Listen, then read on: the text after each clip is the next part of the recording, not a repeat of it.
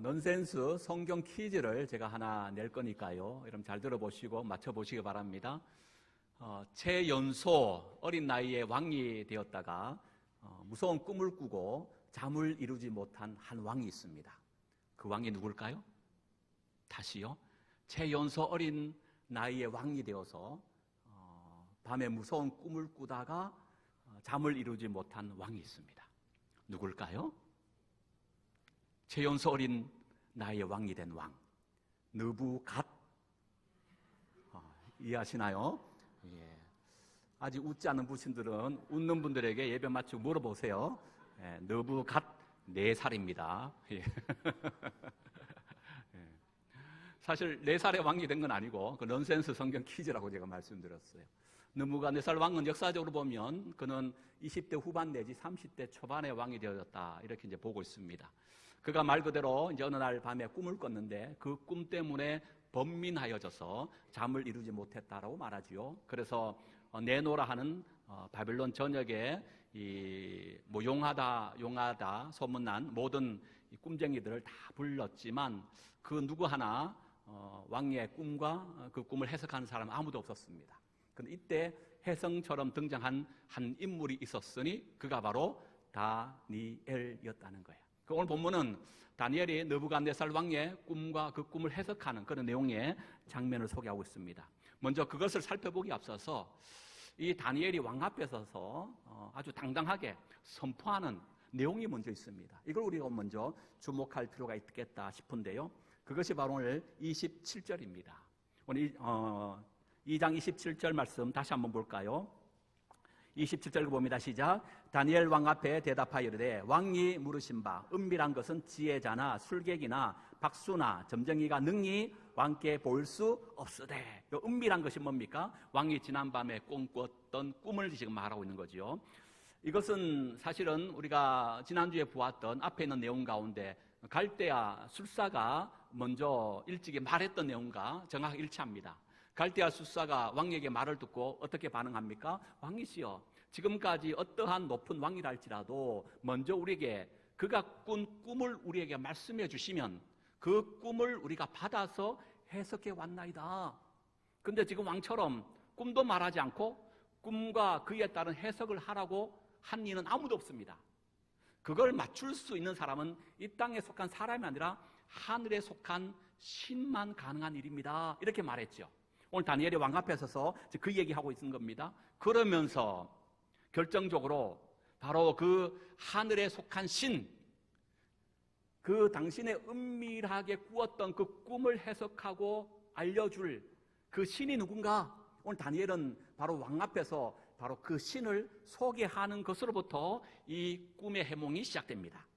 여러분, 그 신이 누굽니까? 28절 다시 볼까요? 28절입니다. 오직 은밀한 것을 나타내실 이는 하늘에 계신 누구? 하나님이시니이다. 여러분, 오늘 본문을 어떻게 대할지 모르지만 저는 말씀을 준비하면서 28절의 이 말씀을 읽으면서요, 나도 모르게 온몸에 막 전율이 느껴지는 거예요. 온몸이 막 찌릿찌릿, 이런 느낌을 막 받았어요. 왜냐하면 다니엘이 누구죠? 다니엘은요, 주전 605년도에 바벨론의 왕 느부갓네살 왕이 예루살렘 침공하여 1차 포로로 잡혀간 인물입니다. 그가 포로로 끌려갔을 때 그의 나이는 고작 한 17세 전후, 아직 엄마의 돌봄의 손길이 절실하게 필요한 청소년 시절입니다. 그가 여러분 그의 세 친구와 함께 이 포로로 끌려가서 그곳에서 당한 일이 무엇이었습니까? 바벨론의 문화와 언어를 배우게 되는 겁니다. 왕이 먹는 음식과 왕이 마시는 포도주를 마시게 합니다.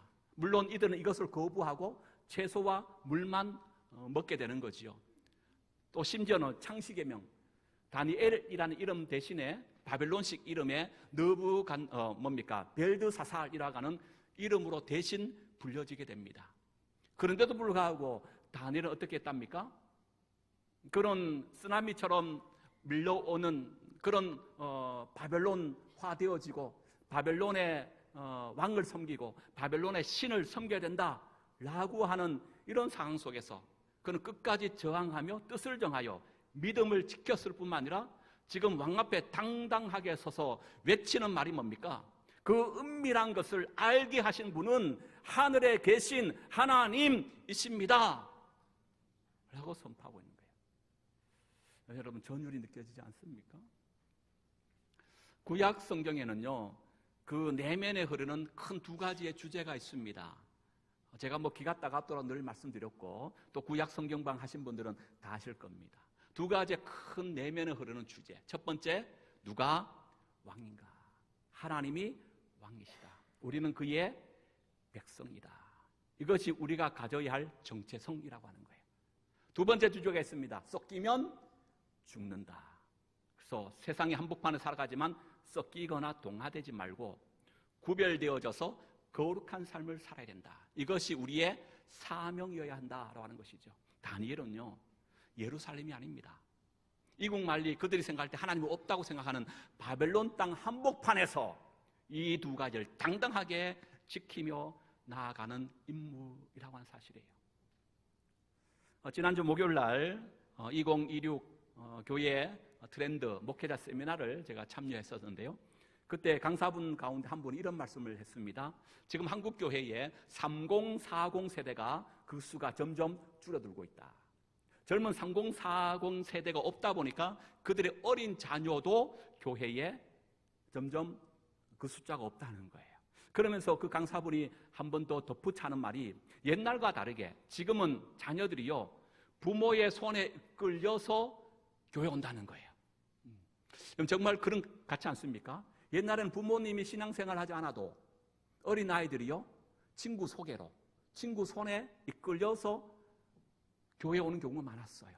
그리고 그들이 신앙이 자라서 도리어 부모님을 전도하는 그런 때가 있었지요. 아마 여러분 가운데도 그렇게 신앙을 하셨던 분이 계실 겁니다. 근데 여러분, 지금은 그런 시대가 아니래요. 부모님이 열심히 신앙생활하면 자녀들도 덩달아 신앙생활하는 거예요.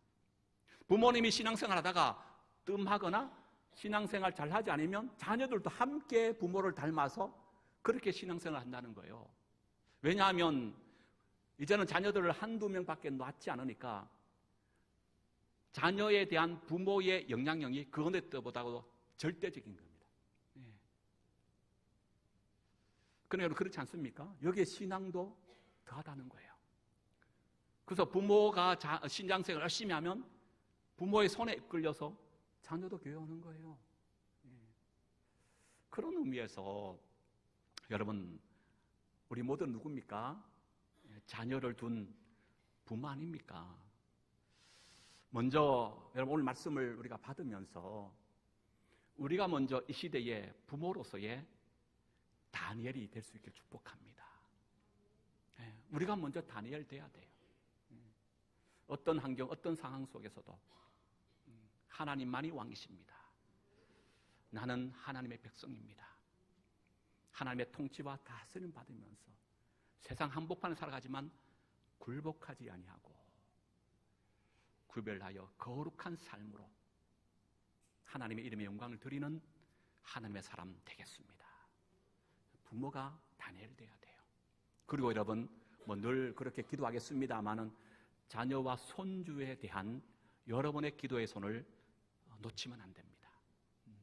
하나님, 오늘 이 시대 우리 자녀를 뒤돌아봅니다. 사실 우리 자녀들이 살고 있는 오늘 이 시대가 어떤 시대입니까? 이미 바벨론화된 시대에 우리 자녀들이 살고 있는 것 아닙니까? 물질 만능주의, 황금 제일주의, 성공 제일주의, 나아가서 뭡니까? 거기에 기복주의 신앙이 뿌리 깊이 내려져 있는. 그러니까 우리 자녀들이요, 세상의 한복판에 살아가면서 이런 믿음이 빼앗길 것이 너무 많아요. 무방비 상태로 그냥 노출되어 있는 것 아닙니까? 거기에 여러분, 부모된 우리가 기도가 절실할 때예요. 하나님, 우리 자녀들을 이런 세상의 악한 것으로부터 지켜주십시오. 다니엘처럼 뜻을 정하여 우리 자녀들 다른 건 몰라도 믿음만은 꼭 지켜나가는 자녀들 되게 해주십시오. 세상 한복판 속에서 그들이 선 그 자리에서 하나님의 이름을 높이고 하나님의 이름을 자랑하며 하나님을 영광에 내는 간증의 주인공, 이 시대의 다니엘 같은 자녀들로 하나님 삼아가 주옵소서. 여러분, 기도의 손을 놓지 마시기 바랍니다. 왕이 이제 다니엘이 서서 왕 앞에서 그의 꿈을 한마디로 얘기하면 이렇게 지금 말을 하지요. 여기 보면 28절에 보면 후일에 될 일을 알게 하셨나이다. 후일에 될 일에 대한 꿈을 왕이 꾸었다는 거예요. 그 후일에 될 일을 다른 말로 29절을 뭘로 표현하냐면 장래일이라고 말하고 있어요. 70인 번역 속에서는요, 이 말을 날들의 마지막에 되어져야 할 것들로 번역하고 있습니다. 날들의 마지막에 이루어져야 할 것들. 날들의 마지막 언제일까요? 종말을 말하고 예수님이 재림하는 그날을 말해요. 그러니까 지금 여러분, 이 왕이 꾼 꿈은 그냥 꿈이 아니에요. 자신의 시대, 바벨론의 시대를 시작으로 하여 마지막 역사와 우주의 마지막 종말의 시대까지 굉장히 스펙트럼이 넓죠. 거시적인 차원의 꿈을 왕이 꾸었다는 거예요. 궁금하지요? 왕이 이 꿈을 꾸고 번민하여 잠을 설칠 만큼 꾸었던 그 꿈, 옛말에 백문이 불여일견이라고 말보다가는 우리가 한번 직접 보는 게 좋겠죠. 그 영상을 통하여 우리 잠시 왕이 꾸었던 꿈을 한번 보기 원하는데 영상 준비해 주시고, 영상은 두 가지가 영상이 하나로 제가 합쳤습니다. 앞에 영상은 요즘 AI가 너무 좋다 보니까 이번에 사실은 목요일 날 제가 가서 AI에 대해서 많이 배워왔거든요. 적용을 한번 해봤어요. 다니엘 2장 느부갓네살 왕이 꾸었던 꿈을 한번 만들어봐 했더니 AI가 만든 앞에 내용이 짧아요. 그 만든 내용이 있고 뒤에는 거기에 대한 간단한 설명이 이제 붙여져 한 1분 정도밖에 되지 않은 짧은 영상인데 한번 여러분 보시기 바랍니다.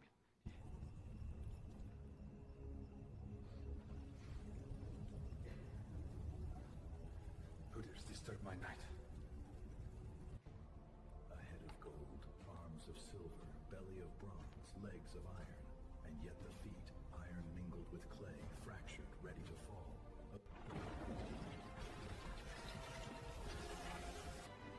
It began as a single stone, tiny, overlooked, but it grew and kept growing until every shadow fled and the land was covered in light. 자, 왕이여 왕이 한 신상을 보셨나이다라고 다니엘의 해석은 시작합니다. 먼저는 이제 왕은 금머리에 대해서 신상을 얘기했고요. 그 다음에 은가슴, 그 다음에 이제 노수로 된 배, 그리고 철로 된 두 다리, 그리고 철과 진흙이 섞인 10발가락을 왕께서 보셨나이다라고 설명합니다. 왕이 보고 있던 중에 사람의 손으로 하지 아니한 뜨인 돌이 공중에서부터 날아와 신상을 쳐서 부서뜨렸다는 것까지 다니엘의 해석은 이제 그 꿈에 대한 내용을 이야기하죠.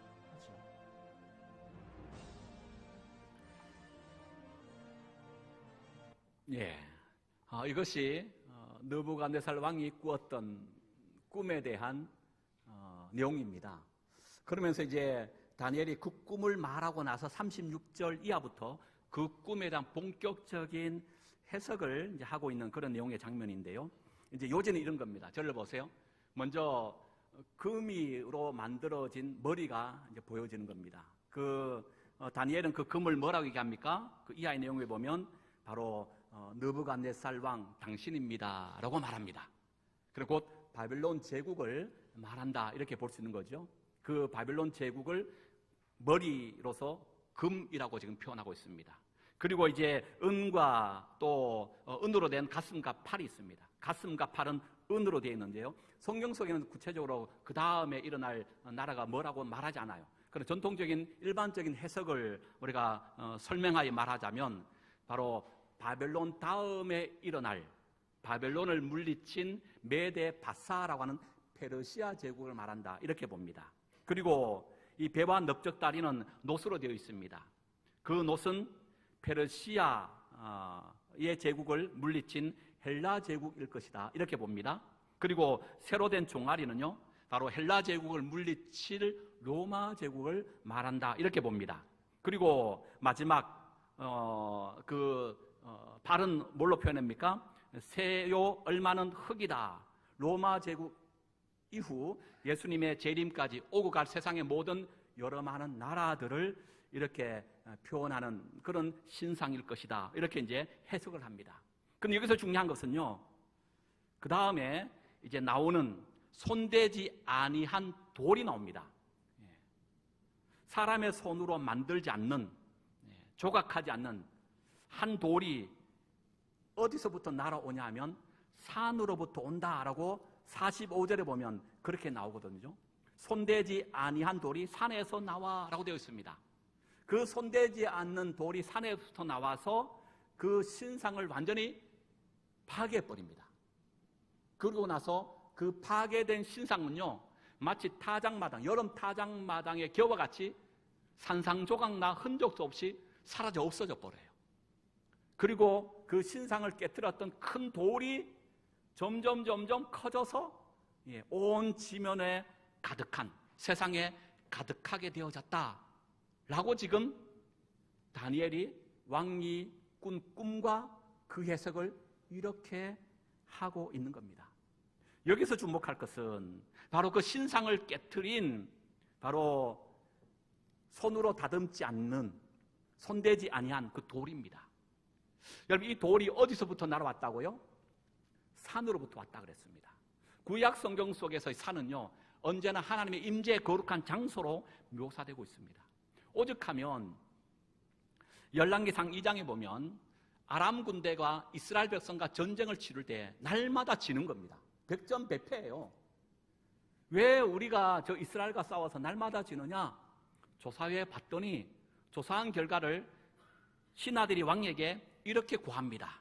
열왕기상 2장 23절, 아람 왕의 신하들이 왕께 아뢰되 그들의 신은 산의 신이므로 그들이 우리보다 강하였으므로 우리가 만일 평지에서 그들과 싸우면 반드시 그들보다 강하리다.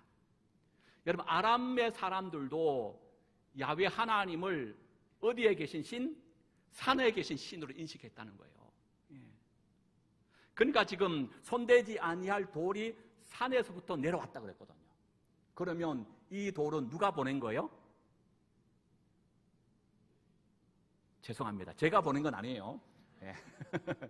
산은 어떤 의미로서 이미지화되어졌다? 구약시대에 하나님이 거룩한 임재 장소예요. 그러면 이 돌이 산에서부터 왔다는 것은 하나님이 이 돌을 보내셨구나, 이렇게 볼 수 있지요. 그리고 여러분, 이 돌의 특징이 뭐라고요? 손대지 아니할 돌이에요. 곧 하나님의 나라라고 지금 말씀하고 있다는 겁니다. 세상 나라는요, 특별히 제국은 어떤 나라입니까? 인간의 힘과 무력으로 세워진 나라예요. 그러기에 그들의 통치 방법은 군림하고 다스리고요, 남의 나라를 침공하여 빼앗는 힘 위에 세워진 나라입니다. 그러나 하나님의 나라는요, 그런 사람의 손이나 힘으로 만들어진 나라가 아니라 오직 하나님께서 친히 만드신 나라임을 밝혀내기 위하여 손대지 아니한 돌로 지금 묘사하고 있다는 거예요. 그래서 다니엘은 44절 이렇게 말합니다. 오늘 읽진 않았습니다만은 우리 44절의 말씀을 같이 한번 읽어볼까요? 44절입니다. 읽어봅니다. 시작. 이 여러 왕들의 시대에 하늘의 하나님이 한 나라를 세우시리니 이것은 영원히 망하지 아니할 것이요 그 국권이 다른 백성에게로 돌아가지 아니할 것이요 도리어 이 모든 나라를 쳐서 멸망시키고 영원히 설 것이다. 그 나라가 어떤 나라? 하나님의 나라라고 말씀하고 있다는 거예요. 여러분, 이것은 요한계시록에서 말하고 있는 내용과 정확하게 저는 일치한다고 생각해 봅니다. 이걸 한번 찾아볼까요? 요한계시록 11장을 한번 찾아보십시다. 오늘 본문 다시 돌아올 거니까 여기에 손을 하나 갖다 놓으시든지, 여러분 거기 줄이 있죠. 끈이 있는데 거기에 딱 놔두시고 오늘 본문을, 그리고 11장, 요한계시 11장 15절로 돌아갑니다.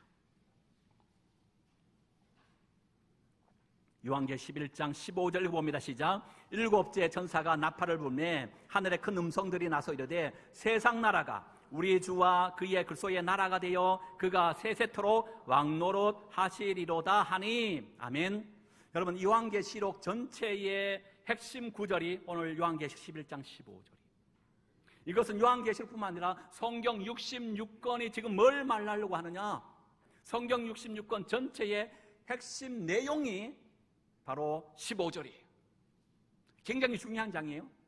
그리고 다시 한번 15절 다시 읽어봅니다. 시작. 일곱째 천사가 나팔을 불매 하늘에 큰 음성이 나서 이르되 세상 나라가 우리 주와 그의 그리스도의 나라가 되어 그가 세세토록 왕노릇 하시리로다. 무슨 얘기지요? 세상 나라 위에 어떤 나라가 세워져요? 주와 그의 그리스도의 나라, 하나님 나라가 세워져요. 그 하나님 나라는 누가 통치해요? 예수께서 세세토록 왕노릇 하시리로다. 예수님이 통치하시는 나라가 임한다는 거예요. 이건 정확하게 오늘 다니엘이 느부갓네살 왕의 꿈을 해석하는 그 내용과 일치하는 것을 우리가 보게 되는 거죠. 그러니까 여러분 지금 뭘 얘기하고 있는 겁니까? 시간적 관점으로 보면 다니엘을 통하여 꿈이 계시되었던 그 하나님의 말씀이 마지막 어디에 가서 성취된다?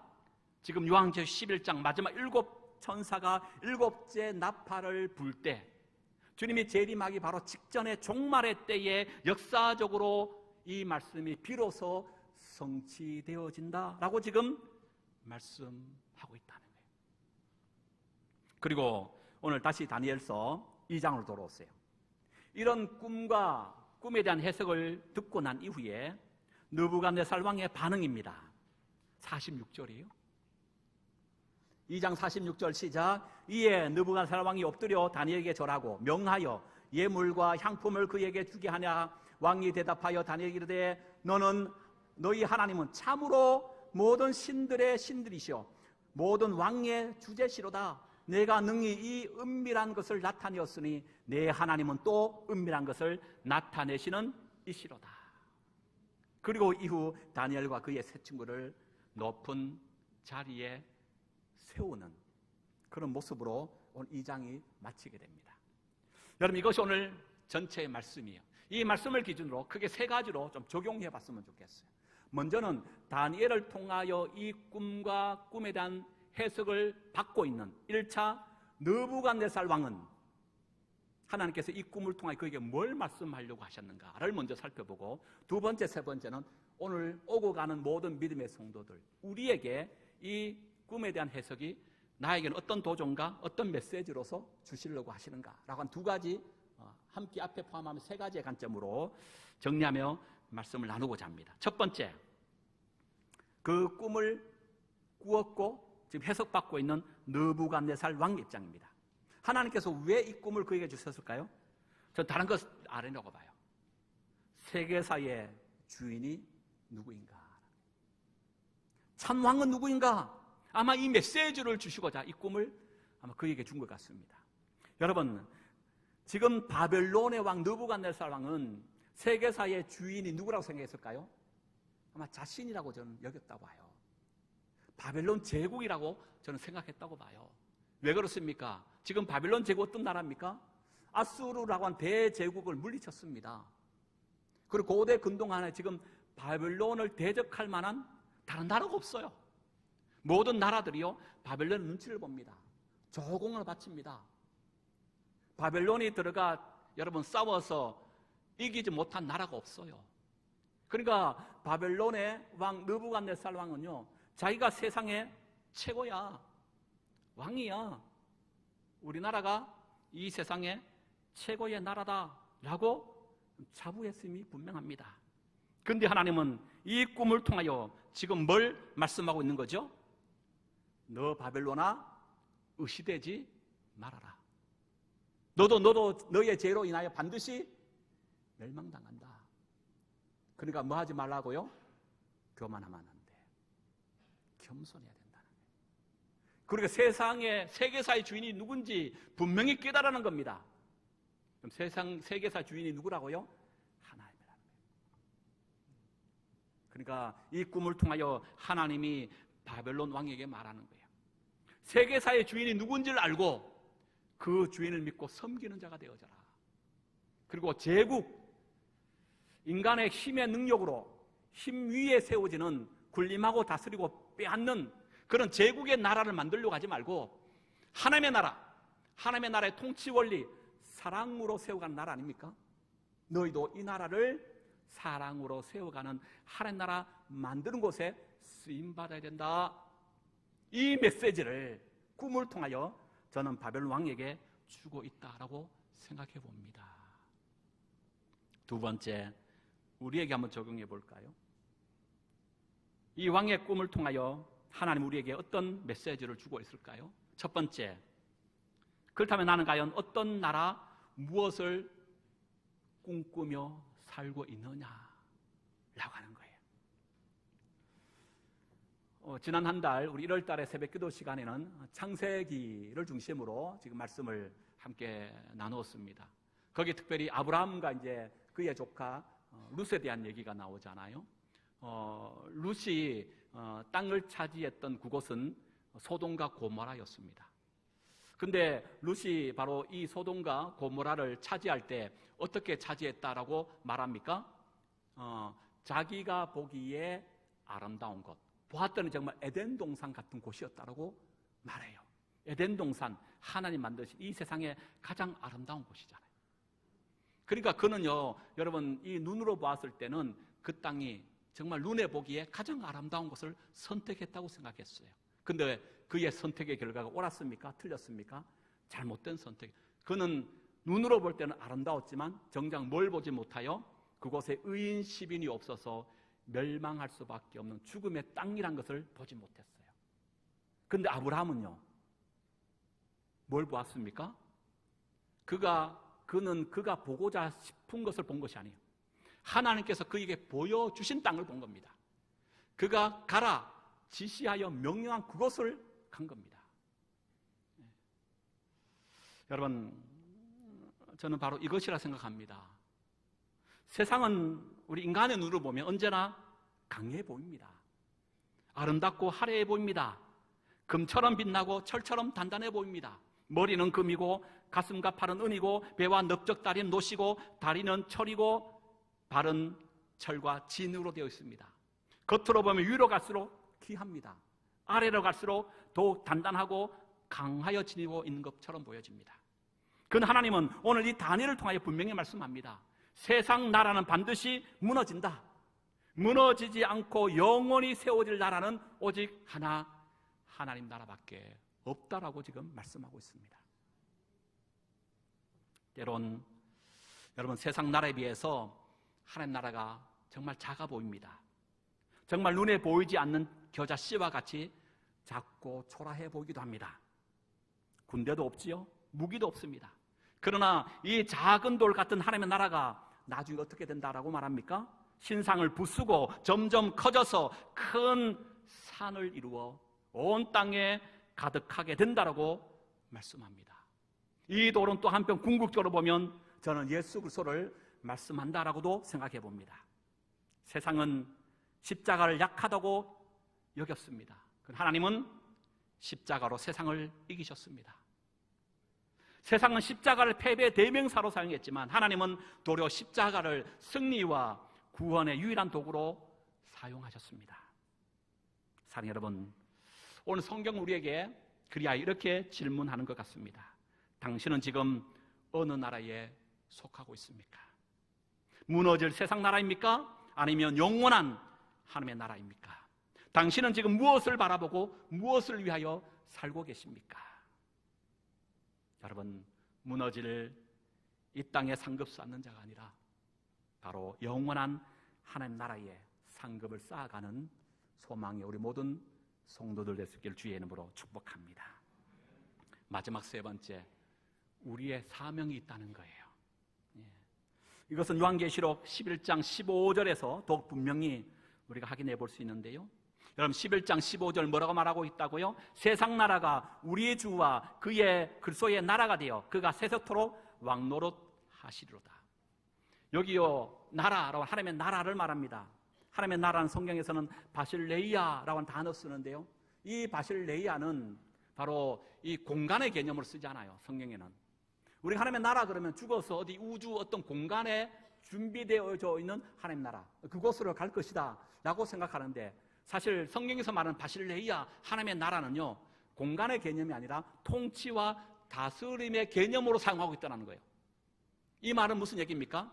오늘 내가 여러분 가정 속에서 하나님의 온전한 통치와 다스림을 받고 있다면 그것이 뭐가 돼요? 하나님의 나라가 되고 있다.